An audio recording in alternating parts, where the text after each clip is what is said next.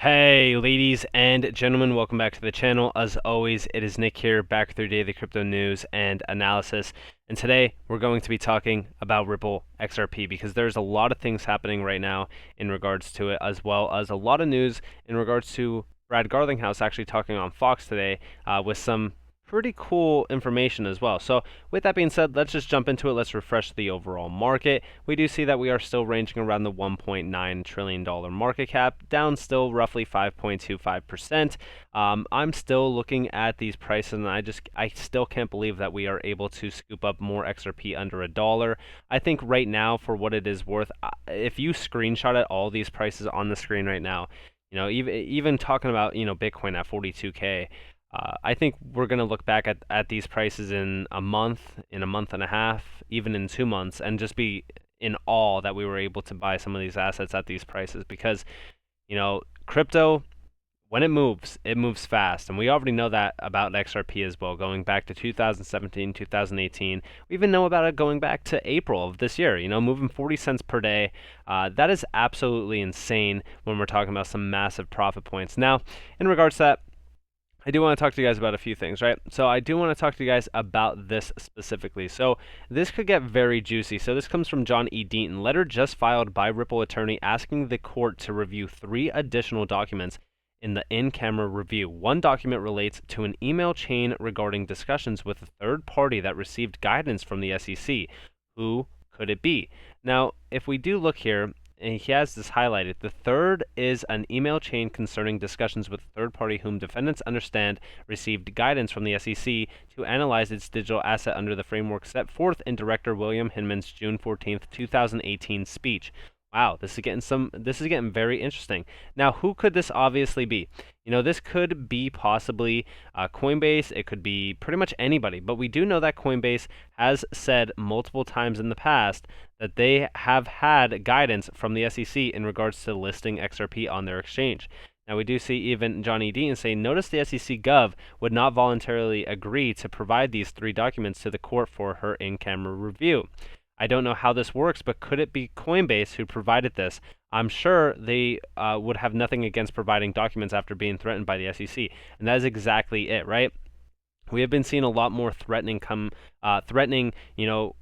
coming from the SEC in regards to, the lending contracts. We even seen Coinbase actually shut down their lending project entirely to pretty much escape any scrutinization from the SEC. So could this possibly be Coinbase saying, hey, listen, you guys wanted to come after us, so why not release these documents, especially going back to, the Hinman speech, which I think is interesting. Let me know what you guys think about that down in the comments below. Now, we also see more news, or I shouldn't say more news, but a statement coming from Kevin Cage. I have to go to the bank in person to send this wire transfer. So silly. I'm going to ask them why they aren't using crypto already, XRP, XLM. And yes, this is the exact, reasoning behind me holding both XRP and XLM. XLM is more so for P2P payments, which I've already told you guys that multiple times. XRP more so for B2B. But this actually brings me back to something that happened this week. So I actually deposited a check by using my phone. Actually, you could just kind of, pretty much take a picture of the check, upload it, and it will deposit over time. It took roughly about 3 days for that check to clear, and that should never be a thing, okay? With XRP, with XLM, we could have checks deposited, we could do wire transfers, we could send money all day long globally, from the United States to China, from China to Beijing, or I shouldn't say Beijing, China to Africa. We could even say Africa to Europe. I mean, the possibilities are absolutely endless, right? And it's in 3 to 5 seconds, okay? In regards to that, okay, we're talking about 3 to 5 second settlement time with pretty much little to no fees. Why aren't we adopting crypto? Why are we still on the fence on if crypto is innovative technology or not? It is absolutely massive technology that could reinvent the entire game, and here we are still in limbo with the SEC lawsuit. It's absolutely ridiculous. Now, we also see here, if we are right about XRP, we'll be legends. If we're wrong about XRP being a currency, but it becomes a new form of digital asset class, we'll still be legends. If we're dead wrong about XRP, hopefully we have enough HBAR, ALGO, QNT, and other stuff to break even.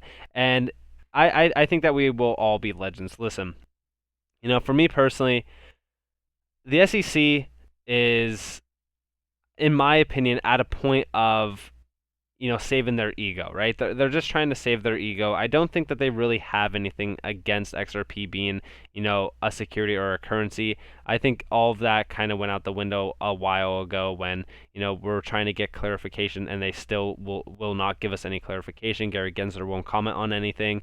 And I think that XRP is 100% a currency. I have zero doubt about that. Let me know what you guys think about that down in the comments if you believe it is a currency or not. But when we're talking about XRP, XRP is going to be a new class it's going to be a new financial class for anybody who is holding these digital assets. I mean, I think all of these assets are. We're talking about HBAR, ALGO, QNT, AOBT, all of these massive assets that have the potential to really kind of reshape these, massive markets. We're talking about capital markets. We're talking about financial markets. We're talking about fintech zones, banking sectors. It is absolutely crazy when we're talking about these assets and we're able to buy them under $1, especially XRP. Now, also, I made a video on Novati yesterday and talking about the massive correlation between Ripple and Novati. But check this out. Novati is pleased to expand its partnership with Ripple into Thailand. With this, we have partnered with SCB Thailand through RippleNet to process cross-border digital payments instantly through blockchain and XRP. Oh, wow. Isn't that interesting? A massive commercial bank. Now, when we're talking about this, we even see here, wait, doesn't that mean that SCB is using ODL/XRP2 and the ODL is officially live in Thailand? Who knows? This could be massive if you're actually talking about it like this. But I love this too. That they're clowning Gary Gensler. XRP is a security. XRP is a currency in all of these other areas except the United States. Now, this is actually really cool to see. Overall, I think that this is great for cross-border payments. I think that this could be huge for ODL in Thailand as well, considering the fact that this is a massive commercial bank, and this should not be disregarded at all, especially in regards to ODL and also in regards to cross-border payments. Now, we also see more news. Now, this goes back to what I was talking to you guys about Brad Garlinghouse basically on Fox News today. So we actually see here, it looks like Ripple is not going to settle with the SEC unless they get clarity that XRP is not a security. Let me just make sure that this is not too high, but let's listen in. Are you ever going to settle with them? Because I know people like you, I've covered this a million times. Yeah, we're going to get them. We're going to win. And then all of a sudden, let's say, let's just settle. Is that going to happen with you guys? Look, I think that to the extent we can find a constructive path forward with the SEC, we of course want to find that. There's no scenario, though, that we're going to settle unless there's absolute certainty about what is XRP on a go-forward basis. And it's very clear in how Ripple is using these technologies, how many scores of other people in the XRP community are using these technologies. They're not securities. They don't represent an ownership in Ripple, the company. Okay. And that's the clear idea here. And by the way, just for anybody who's wondering, the image wasn't moving for me either, so no worries on that. But overall, when we're talking about this, right, he wants clear guidance. That is it, right? He wants to make sure that XRP cannot be scrutinized at any point in time going forward after this SEC lawsuit, which I think is 100% the most intelligent thing to actually do, especially at this point, because we want to make sure that Ripple going forward has no possible legal issues coming up once XRP is used on a global scale. He wants clarity for XRP. He wants to make sure that they win this lawsuit so that they also could get the Ripple IPO after this as well. And in response to this, right, we're talking about a massive innovative technology that has the potential to change the world, like I said, and he wants to make sure that the picture is clear cut and dry for XRP going forward, especially in regards to its utility cases in the future. Now, we also see this little video from BitBoy. Now, I personally don't like BitBoy entirely just because a lot of the things that he does say is a little, sort of clickbaitish, especially in regards to the whole insider information. But listen closely. 100%. I mean, this is taking over. This is what the SEC case was about. It was about suppressing the price of XRP while the banks accumulated as much as possible because they know they're all going to be using it. All the banks are going to be using it, and or at least 90% of the banks are going to be using it. There's 10% out there that maybe aren't as wicked as the rest, but all the major ones are. And so this infrastructure is coming. RippleNet is going to tie the entire thing together. Also, DZ, I do want to call you on one thing. You are correct.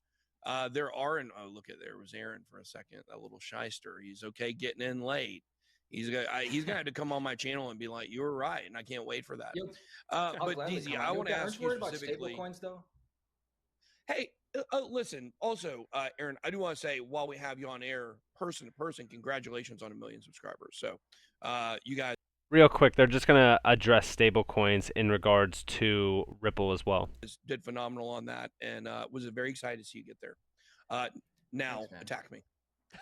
No. Well, what are your thoughts as far as like a long-term fundamentally for XRP? So I have nothing to do with the price this year, but fundamentally, this explosion in all sorts of stable coins, it's certainly not, if there were stable coins in like the make or die situation being built within, on the XRP ledger, that's one thing. But what about all these other stable coins? Isn't that, it's kind of a competition for XRP,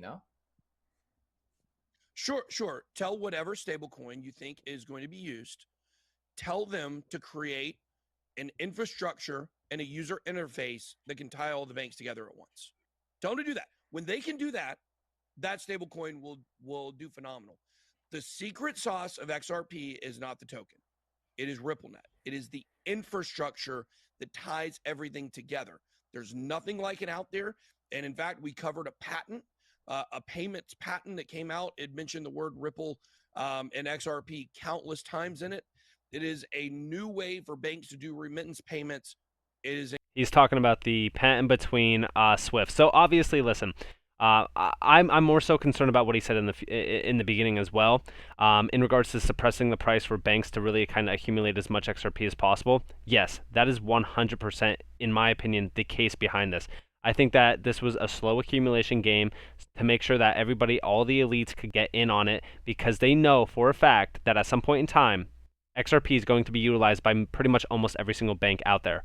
I've already done a video yesterday. Banks, 38% of the world's top 100% banks. That means 38 of those top 100 banks are already partnered with XRP and utilizing it as either a customer base or a trial base. And we all know, in regards to trial bases, they are already utilizing it in a customer base. So with that being said, I think XRP is extremely suppressed in terms of price, and I think that it is only a matter of time before the Phoenix does fly. So with that being said, I hope that you guys enjoyed this video. If you guys did, definitely leave a like, subscribe, turn notifications on. If you guys don't want free content, you guys are more than welcome to follow me on Twitter and join the free Discord down in the description below.